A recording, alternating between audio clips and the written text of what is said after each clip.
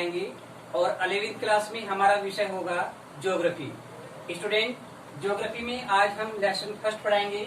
Chapter का नाम है भूगोल एक विषय के रूप में, I mean geography as a discipline. Student, इस चैप्टर में हम बताएंगे कि ज्योग्राफी का क्या अर्थ है, ज्योग्राफी की परिभाषा और इसके साथ साथ सब्जेक्ट स्कोप ऑफ ज्योग्राफी, भूगोल विषय का विषय क्षेत्र क्या है, ये भी इसमें पढ़ाया जाएगा। तो स्टूडेंट, हम शुरुआत करते हैं। सबसे पहले हम बताएंगे भूगोल एक विषय के रूप में। तो स्टूडेंट, इस विषय पर जो भूगोल के विषय में हम बता रहे हैं, तो सबसे पहले आपको बताया जाएगा what is meaning of geography, भूगोल का क्या अर्थ है। भूगोल वैसे बच्चों दो शब्दों से मिलकर बना है, भू प्लस गोल। भू का अर्थ होता है पृथ्वी और गोल का अर्थ होता है अध्ययन करना। सामान्य शब्दों में हम कह सकते हैं कि जिस विषय में पृथ्वी का अध्ययन या उससे संबंधित तत्वों का अध्ययन किया जाता है उसे भूगोल कहा जाता है। अर्थात मीनिंग ऑफ ज्योग्राफी में आप देखेंगे ज्योग्राफी दो शब्दों से मिलकर बना है, जियो प्लस ग्राफी, GRAPHY। अब देखिए GEO, जियो प्लस ग्राफी, GRAPHY। जियो का मतलब होता है अर्थ, EARTH अर्थ, और ग्राफी का मतलब होता है स्टडी करना, STUDY स्टडी। अर्थात जियो मीन्स अर्थ और ग्राफी मीन्स स्टडी करना।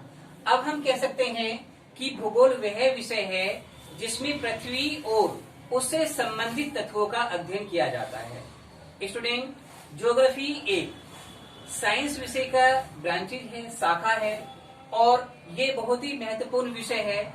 ज्योग्राफी एक ऐसा विषय है जो आज के वर्तमान परिप्रेक्ष्य में यदि देखा जाए तो परिप्रेक्ष्य में हम देखें इसका महत्व बहुत अधिक है, चाहे ग्लोबल वार्मिंग के अकॉर्डिंग, चाहे इसके साथ साथ हम देखते हैं कि मेनी टाइप्स जो पोल्यूशन हो रहा है उसको हम भूगोल में पढ़ते हैं। उन पोल्यूशन प्रदूषणों से कैसे छुटकारा मिल सकता है ये हम भूगोल में पढ़ते हैं।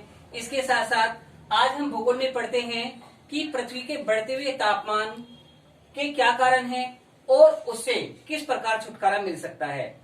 तो इस प्रकार हम देखेंगे ज्योग्राफी, जियो प्लस ग्राफी, अर्थात जियो means earth and graphy means study.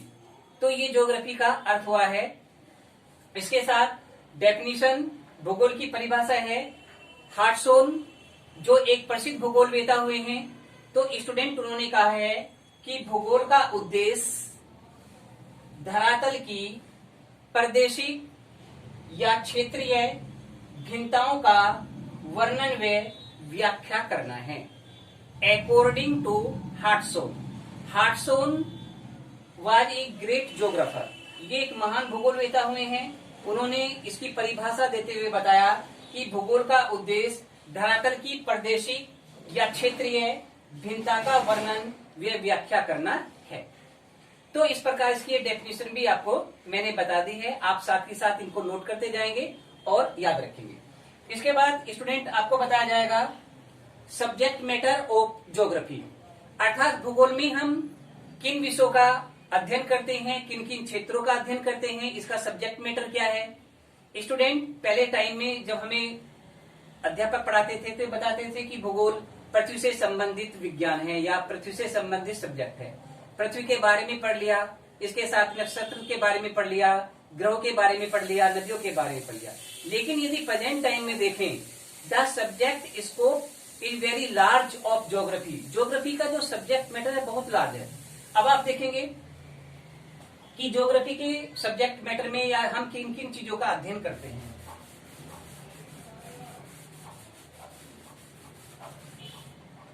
आज हम ज्योग्राफी का अध्ययन बच्चों करते हैं। सबसे पहले देखेंगे आप नंबर 1 लिथोस्फीयर, LITHOSPHERE।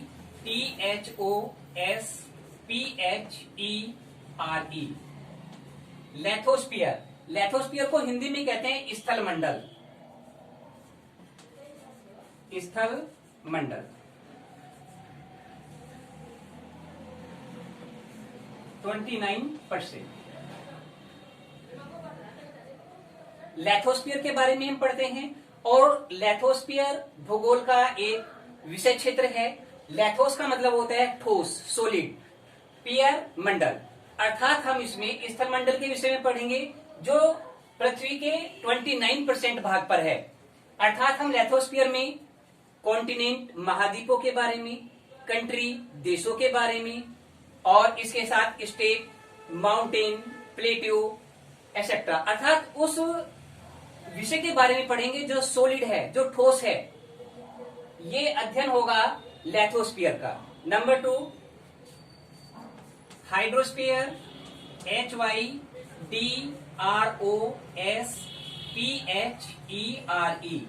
इसे कहते हैं हाइड्रोस्फीयर, आई मीन जलमंडल। जलमंडल जो पृथ्वी के धरातल का 71% है। हाइड्रोस्फीयर में हम हाइड्रो मीन्स जल, अर्थात ओशन के बारे में पढ़ेंगे, सी के बारे में पढ़ेंगे, इसके साथ रिवर, नदियों के बारे में पढ़ेंगे, और लेक, झीलों के बारे में पढ़ेंगे।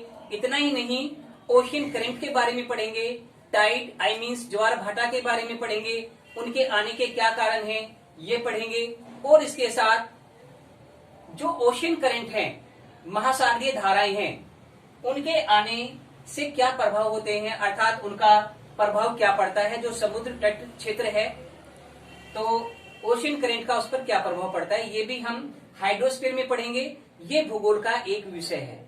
Number 3 atmosphere, ATMOSPHERE। एटमॉस्फेयर का मतलब होता है वायुमंडल।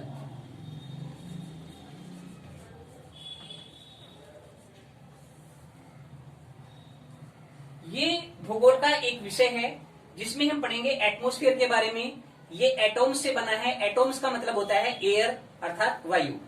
तो एटमॉस्फेयर हम पढ़ेंगे बच्चों, what is meaning of atmosphere, atmosphere का क्या अर्थ है, इसके साथ कौन कौन सी गैसें हैं, और इसके साथ वायुमंडल की कौन कौन सी परतें हैं, ये सब हम एटमॉस्फेयर के बारे में पढ़ेंगे। ये भूगोल का एक महत्वपूर्ण विषय है।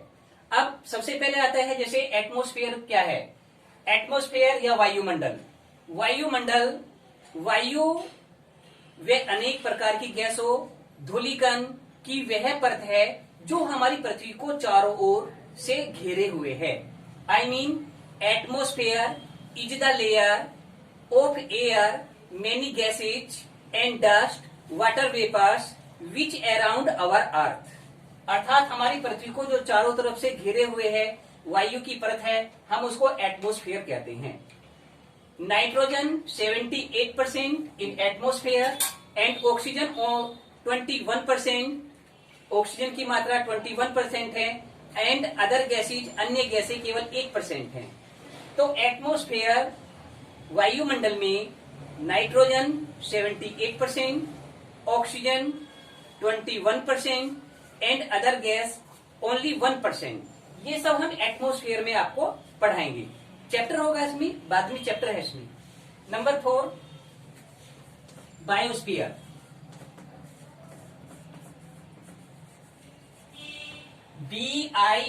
BIOSPHERE, बायोस्फीयर को कहते हैं जैव मंडल।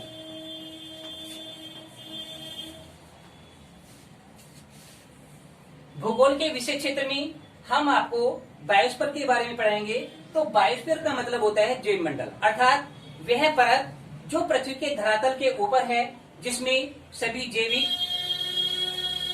यानी कि बायोटिक थिंग्स हैं इसमें, और वे अपने जैविक जो हैं जैसे मैन, एनिमल, प्लांट, अपने एनवायरनमेंट के साथ किस प्रकार का संबंध बना के रखते हैं, किस प्रकार एडजस्टमेंट करते हैं, प्राकृतिक चीजों से किस प्रकार एडजस्टमेंट करके उन्हें अपने लिए उपयोगी बनाते हैं, ये सारी चीजें हम पढ़ाएंगे बायोस्फीयर के बारे में। तो बायोस्फीयर वह परत है, वह लेयर है जिसमें सभी बायोस या जैविक कारक निवास करते हैं, चाहे वो मैन है, चाहे वो कोई जीव जंतु है, चाहे जानवर हैं, चाहे प्लांट हैं, नेचुरल वेजिटेशन है। तो ऐसी परत को बायोस्फीयर कहा जाता है। अब आप देखेंगे कि वायुमंडल की मैंने बच्चों भूगोल के मैंने चार क्षेत्र बताए हैं। पहला बताया लैथोस्फीयर अर्थात स्थलमंडल जिसका अध्ययन भूगोल में किया जाता है। सेकंड हाइड्रोस्फीयर जलमंडल जो 71% है, इसका अध्ययन भी भूगोल में किया जाता है। एटमोस्फेयर वायुमंडल, इसका अध्ययन भी भूगोल में किया जाता है। बायोस्फीयर जैवमंडल, इसका अध्ययन भी भूगोल में किया जाता है। अर्थात चारों मंडल का अध्ययन भूगोल में किया जाता है। ये भूगोल के विषय क्षेत्र हैं। तो आज देखिए भूगोल का विषय क्षेत्र कितना लार्ज हो चुका है।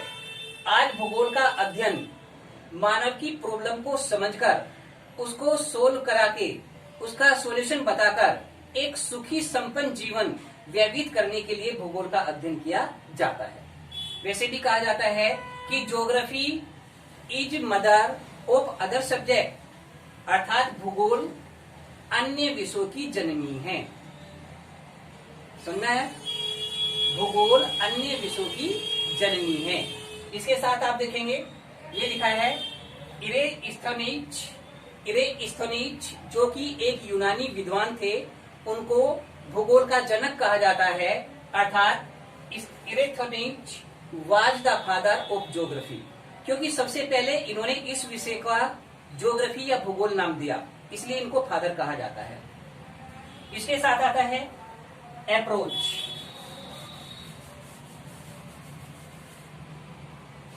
अप्रोच का मतलब होता है उपागम।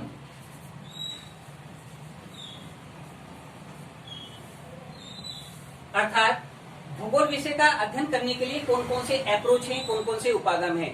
तो भूगोल विषय का अध्ययन करने के लिए दो अप्रोच हैं, दो उपागम हैं। पहला है नंबर 1 क्रमबद्ध उपागम और दूसरा है प्रादेशिक उपागम।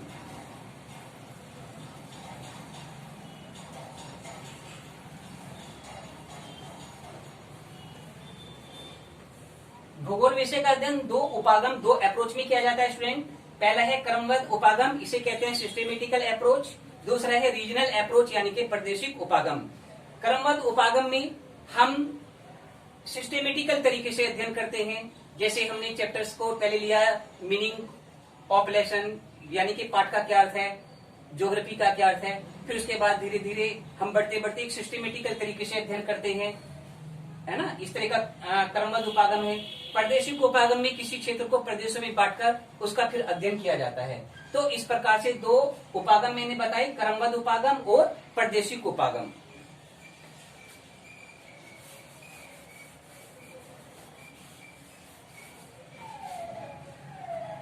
इसके साथ आता है कि भूगोल की कौन कौन सी शाखाएं हैं। देखिए जनरली भूगोल की शाखाएं मैं आपको बता रहा हूं बच्चों। भौतिक भूगोल, भौतिक भूगोल और नंबर 2 है मानव भूगोल। मानव भूगोल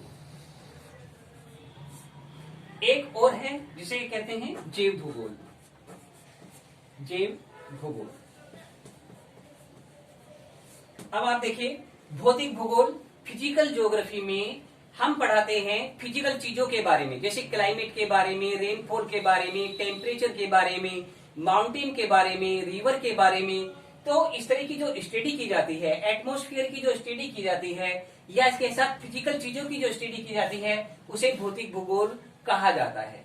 तो भौतिक भूगोल में हम पढ़ाएंगे सोयल के बारे में, मिट्टी के बारे में, रिवर के बारे में। दूसरा है बच्चों मानव भूगोल। मानव भूगोल में स्टडी की जाती है मानव से संबंधित, जैसे मानव की इकोनॉमिक्स एक्टिविटीज कौन कौन सी हैं, प्राथमिक, द्वितीय, तृतीय, चतुर्थ, पंचम, ये पढ़ाया जाएगा मानव भूगोल। जनसंख्या के बारे में पढ़ाया जाएगा मानव भूगोल में। मानव अपने एनवायरमेंट से किस प्रकार एडजस्ट करके रहता है, क्या उसका अंतर संबंध है, क्या उसका इंटर रिलेशनशिप है अपने एनवायरमेंट के साथ में, ये पढ़ाएंगे मानव भूगोल के अंतर्गत। अर्थात मानव से संबंधित जिन चीजों का अध्ययन किया जाता है उसे मानव भूगोल कहा जाता है। जैव भूगोल में हम पढ़ाएंगे जैविक चीजों के बारे में, बायोटिक चीजों के बारे में, जैसे नेचुरल वेजिटेशन, प्राकृतिक चीज यानी कि प्राकृतिक वनस्पति, है ना। इसके साथ जीव जंतु के बारे में, एनिमल के बारे में जब हम पढ़ाएंगे तो उसे जैव भूगोल कहते हैं। तो भौतिक भूगोल, इसकी शाखाएं जैसे क्लाइमेटोलॉजी, जलवायु विज्ञान, ओशियनोलॉजी, समुद्र विज्ञान, और इसके साथ सोयल का अध्ययन करते हैं। इसके साथ मानव भूगोल में बहुत सारे, जैसे राजनीतिक भूगोल और अर्थशास्त्र भूगोल, और इसके साथ साथ में अन्य भी भूगोल की शाखाएं हैं जो मानव से संबंधित हैं, जो मैंने आपको बता दिया है।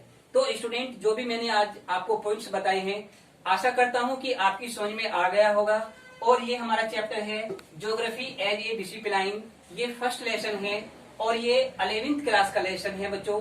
जो पॉइंट्स मैंने आपको बताए हैं वो आपकी समझ में आ गया होगा। मानव आज अपनी टेक्निकल के आधार पर, अपनी स्किल के आधार पर उपलब्ध प्राकृतिक संसाधनों का उपयोग अपनी आवश्यकताओं के लिए करता है, अपनी जरूरतों को पूरा करने के लिए करता है। उसने टेक्निकल के आधार पर प्राकृतिक चीजों को अपने लिए उपयोगी बनाया है, लेकिन अंधाधुंध उपयोग के कारण, उनके अंधाधुंध प्रयोग के कारण आज मैनी प्रॉब्लम्स भी मानव के सामने हैं। और उन प्रॉब्लम्स को दूर करने के लिए भूगोल हमें बहुत सारे उपाय बताता है। भूगोल हमें बताता है कि सतत पोषणीय विकास किस प्रकार होना चाहिए, जिसमें एनवायरमेंट डैमेज नहीं होना चाहिए, पर्यावरण को कोई नुकसान नहीं होना चाहिए, और भविष्य के लिए जो हमारे प्राकृतिक संसाधन हैं न्यू जनरेशन के लिए बचे रह जाएं, ये भी हमें भूगोल बताता है। तो geography is most important subject and geography is a branch of science. तो हम कह सकते हैं भूगोल आज के टाइम में एक लोक कल्याणकारी विषय के रूप में भी प्रस्तुत होता है। Okay, that's all.